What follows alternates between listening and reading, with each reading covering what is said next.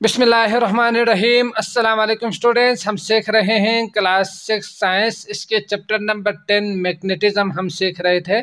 आज की स्टोरी में हम इसके लॉन्ग क्वेश्चन और स्ट्रक्चर्ड क्वेश्चन को अच्छी तरह से सीखेंगे, समझेंगे। ठीक, इसके अलावा बाकी वीडियोज़ का लिंक आपको डिस्क्रिप्शन में मिल जाएंगे, आप वहां क्लिक करके वो भी देख सकते हैं। तो पार्ट 1 है what do you understand by magnetic power. तो मैग्नेटिक पावर के बारे में आपने क्या समझा and discuss briefly with magnetic loss.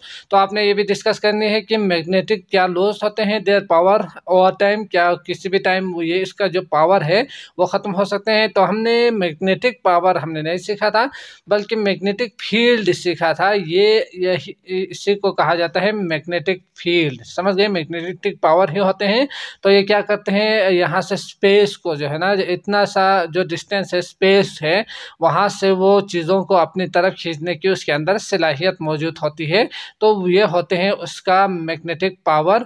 तो क्या ये हो सकते हैं? तो ये हो भी सकते हैं, हज़ारों साल लगते हैं अगर बहुत जो परमानेंट है उसके लिए, और जो टेम्परेरी है यकीनन वो तो आप इजीली वो ख़त्म कर सकते हैं। और अगर परमानेंट हो तो हीटिंग वगैरह या हमरिंग करके इस तरह से ये लॉस हो सकते हैं। ठीक, तो इसी को आपने आंसर में लिखना है। तो इसके आंसर में आप लिखेंगे a reason around the magnetic where a force act on other magnet और magnetic materials is called its magnetic power और more precisely its magnetic field कहा जाता है ना।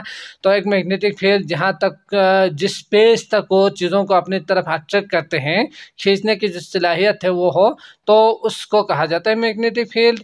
तो यही आपने आंसर में लिखना है। तो इसके लिए आप magnetic loss its magnetic power over time due to heat and presence of other magnetic field की वजह से ये हो सकते हैं। This process is extremely slow, ये बहुत ही स्लो होंगे। And may take more than 100 year, और 100 ईयर से ज़्यादा का अरसा भी लग सकते हैं इसके लिए, इसका जो खींचने की जो सलाहियत है वो ख़त्म होने के लिए, समझ गए। इसके बाद है question number 2, how many poles of magnet. तो मैग्नेट के कितने पोल्स होते हैं? तो ये हमने पूरा चैप्टर में यही सीखा था, 2 पोल्स ही होते हैं। Are there and how can tell which is N pole और एस पोल। तो कौन सा वाला एन है, कौन सा वाला एस है, ये आपको नहीं पता हो तो आप किस तरह से पता कर सकते हैं? इज इट नॉट मार्क, अगर मार्क नहीं किया हुआ हो, समझ गए। अगर यहाँ पे एस एन नहीं लिखा हुआ हो तो आपको कैसे पता चलेंगे कि ये नॉर्थ है, ये साउथ है? तो यकीनी बात है, इसके लिए आप एक स्टेन, वुडन स्टेन के साथ इसको ऐसे रस्सी के साथ ना इसको लटकाएंगे इस तरह से। तो ये जो साइड नॉर्थ साइड की तरफ जाएंगे वो नॉर्थ साइड ही होंगे, और जो इस साइड में साउथ की तरफ आएंगे वो साउथ साइड होंगे, समझ गए। तो इस तरह से आप इजीली डिटेक्ट कर सकते हैं। और दूसरा एक और तरीका भी है जिसकी मदद से भी कर सकते हैं। तो यही काफ़ी होंगे, आपके बुक में यही दिया हुआ है। ठीक, तो इसी को आपने आंसर में लिखना है। तो इसके आंसर में आप लिखेंगे there are 2 poles of a bar magnet, north pole and south pole. Suspend the given bar magnet with a thread from a wooden stand. तो वुडन स्टैंड के साथ इसको ऐसे लटका के ना, with the thread from a wooden stand such that it can move freely. इस तरह से आपने लटकानी है कि ये आज़ादाना एक जगह से दूसरी जगह फ्रीली मूव कर सके। A freely suspended bar magnet will always come to rest in north south direction में वो रेस्ट करेंगे। Thus we can determine the poles of the given unmark bar magnet, समझ गए।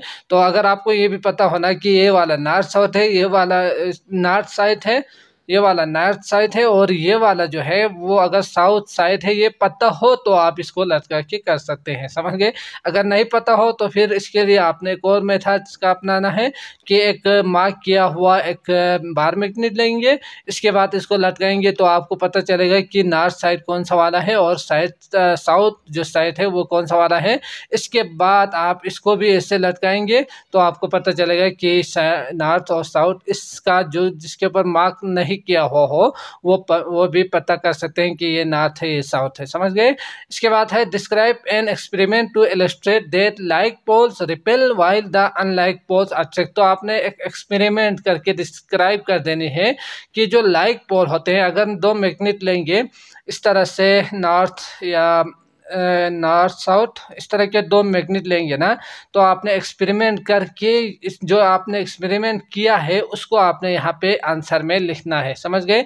तो मैं बताऊंगा, अगर आप यहाँ पे दो मैग्नेट लेके ना इस तरह से फ्रीली इसको स्टैंड पे लटका के यहाँ से अगर कुछ इस तरह से काम करेंगे कि ये जो सेम है जैसे कि नॉर्थ और साउथ ये हो, तो एक और मैग्नेट जिसका नॉर्थ को अगर इसके करीब लेकर आएंगे तो फिर ये क्या करेंगे, इसको रिपेल करेंगे, धकेलेंगे। और अगर इसी को इसके जो एस वाला जो साइड है अगर उसको इसके करीब लाएंगे तो फिर ये एक दूसरे को अट्रैक्ट करेंगे। तो इसी को आपने क्या करना है, यहाँ पे लिखना है आंसर में, समझ गए।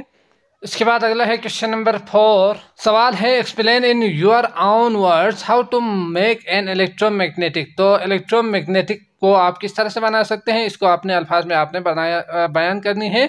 Draw a label diagram to show the circuit of the electromagnet. तो आपने सर्किट ऑफ इलेक्ट्रोमैग्नेटिक को ड्रा भी कर देनी है। तो हम जानते ही है, बल्कि आपके बुक में ये दिया हुआ है, ये जो डायग्राम है वो उसके ज़रिए हम आंसर को ढूंढने की कोशिश करते हैं, ठीक। तो यहाँ पे आप देख सकते हैं ये जो डायग्राम है इसको आपने लेबल कर देनी है। यकीनन इसको बनाएंगे, ये बैटरी है, इसको शो कर देनी है। ये बटन या स्विच है जो कि क्या करते हैं, करंट को फ्लो करते हैं। और यहाँ पे आपने एक कॉइल को लेनी है जो इस तरह से हो, ठीक। इसके बाद आपने एक नेल को, एक कील को आपने इसके अंदर इस तरह से रखना है। तो ये हो गया आपके पास पूरा जो लेबल है वो। इसके बाद नाम भी यहाँ पे लिखना है, ठीक। इसके बाद इसके आंसर में आप लिखेंगे इलेक्ट्रोमैग्नेटिक करके। An electromagnetic is a type of magnet in which the magnetic field is produce by an electric current. तो यहाँ पे आप जानते ही है प्रोड्यूस होंगे electric current. The magnetic field disappear when the current is turn off. अगर यहाँ से अगर आप इसको टर्न ऑफ करेंगे तो यहाँ जो है वहाँ मैग्नेटिक फील्ड नहीं बनेंगे, प्रोड्यूस नहीं होंगे। अगर आप इसको ऑन करेंगे, इसके साथ इस तरह से करेंगे तो फिर क्या होंगे, यकीनन यहाँ करंट पास होंगे तो इसके अंदर क्या होंगे, इस कील के आसपास वो एक मैग्नेटिक फील्ड प्रोड्यूस होंगे, ठीक। तो यही आप लिख सकते हैं इसके आंसर में। इसके बाद इसको थोड़ा सा एक्सप्लेन भी करना है। तो इसके लिए आप यहाँ पे लिख सकते हैं जो जो चीज़ें हमें चाहिए होती है इस एक्सपेरिमेंट को करने के लिए। Battery, switch, iron nail, coil चाहिए, ठीक। तो ये आप लिखेंगे, टेक ए कॉइल करके, इसके बाद बैटरी, स्विच, नेल करके आप लिखेंगे, ठीक। इसके बाद आप बाकी इसको टर्न ऑन करेंगे तो ये क्या होंगे, प्रोड्यूस होंगे। अगर ऑफ करेंगे तो ये क्या होंगे, यहाँ पे मैग्नेटिक प्रोड्यूस नहीं होंगे, ये खुद मैग्नेट नहीं बनेंगे। ये आप लिख सकते हैं, ठीक। तो यहाँ से यहाँ और इसका जो कुछ नाम और ऑन ऑफ आप यहाँ पे लिखेंगे तो यही आपका आंसर होंगे। इसके बाद अगला है स्ट्रक्चर्ड क्वेश्चन दिया हुआ है, इसको भी अच्छी तरह से करने की कोशिश करते हैं। तो स्ट्रक्चर्ड क्वेश्चन पार्ट 1 है how can a temporary magnet. तो टेम्परेरी मैग्नेट को आप किस तरह से डिज़ाइन कर सकते हैं। तो हम जानते ही है कि अगर एक मैग्नेट के ऊपर अगर आयरन को अगर आप इस तरह से रखेंगे तो ये खुद क्या बनेंगे, टेम्परेरी मैग्नेट बन सकते हैं, है ना। तो इसी को आपने आंसर में लिखना है। तो इनके आंसर्स को मैं यहाँ पे शो करूँगा ऊपर, आप उसी को देख के कॉपी कीजिएगा, समझ गए। तो इसमें आप लिख सकते हैं कि ये किसी भी जो परमानेंट मैग्नेट है इसके ऊपर अगर आप सॉफ्ट आयरन को अगर आप इस तरह से रखेंगे तो ये खुद क्या होंगे, मैग्नेट बन जाएंगे, टेम्परेरी मैग्नेट बन सकते हैं, समझ गए। इसी तरह क्वेश्चन नंबर 2 है व्हाट इज एन इलेक्ट्रोमैग्नेट। तो इलेक्ट्रोमैग्नेट क्या है। तो इसमें हम जानते ही है कि इलेक्ट्रोमैग्नेटिक जो है वो किस तरह से प्रोड्यूस होते हैं और किस तरह से बनते हैं। जब आप करंट को पास करेंगे कहीं से तो उसके इर्द गिर्द जो फील्ड जनरेट होंगे तो यकीनी बात है उसी को ही कहा जाता है इलेक्ट्रोमैग्नेट, है ना। तो आपने इसी को आंसर में लिखना है, समझ गए। इसके बाद है question number 3 what are the application of electromagnet. तो ये इलेक्ट्रोमैग्नेट कहाँ कहाँ यूज़ करते हैं। तो ये हमने सीखा था, मोटर्स में हम यूज़ कर सकते हैं, इसके अलावा इलेक्ट्रिक बेल्स में यूज़ कर सकते हैं और मोबाइल फ़ोन्स में भी ये यूज़ होते हैं। और इसके अलावा ट्रांसफ़र हो गए, लाउड स्पीकर हो गए, इन तमाम चीज़ों में हम इसको यूज़ कर सकते हैं, ठीक।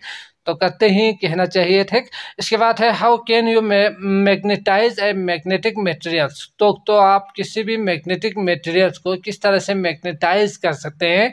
तो इसके लिए हमने 3 मेथड सीखा था, single touch method, double touch method और ये जो करंट पास करके भी। तो ये तीनों आप याद रख सकते हैं और इसे लिख सकते हैं, ठीक। इसके बाद है question number 5, what is demagnetisation. तो हम जानते ही है कि अगर आप ना किसी मैग्नेट के ऊपर इस तरह कील को इस तरह से रगड़ेंगे इस तरह से, तो यकीनन ये मैग्नेट बन सकते हैं। तो इसको डिमैग्नेटाइज किस तरह से कर सकते हैं। तो डिमैग्नेटाइज क्या होते हैं, तो इसी के अंदर जो फोर्स होते हैं, जो सलाहियत होती है, उसको ख़त्म करना है ना। तो इसी को कहा जाता है डिमैग्नेटाइजेशन। अगला है आपके पास 6, how many methods are there for demagnetization of magnet. तो हमने भी सीखा कि डिमैग्नेटाइजेशन करने के लिए यकीनन 3 मेथड्स होते हैं, हीटिंग के ज़रिए, हमरिंग के ज़रिए और इलेक्ट्रिकल जो मेथड है वो यकीनन हम इलेक्ट्रिक को वहाँ से पास करेंगे तो होंगे, अगर नहीं पास करेंगे तो फिर वहाँ से इलेक्ट्रिक जो है उसकी गैर मौजूदगी की वजह से वो क्या होंगे, डिमैग्नेटाइजेशन होंगे, ठीक।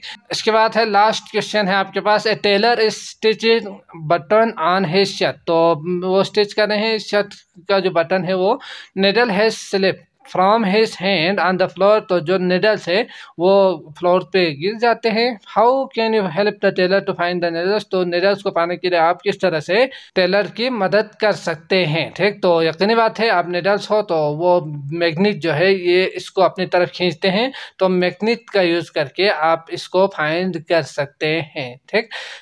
तो मैं उम्मीद करता हूँ आपको ये लेक्चर अच्छी तरह से समझ में आ चुका होगा। अगर आए हैं तो लाइक ज़रूर कीजिएगा, अगर नहीं तो कमेंट में वजह ज़रूर बता दीजिएगा। इसके अलावा अगली वीडियो का लिंक और बाकी वीडियोज़ के साथ आपको लिंक डिस्क्रिप्शन में मिल जाएंगे, आप वहाँ क्लिक करके वो भी देख सकते हैं। मुझे इजाज़त दीजिएगा। अल्लाह निगहबान।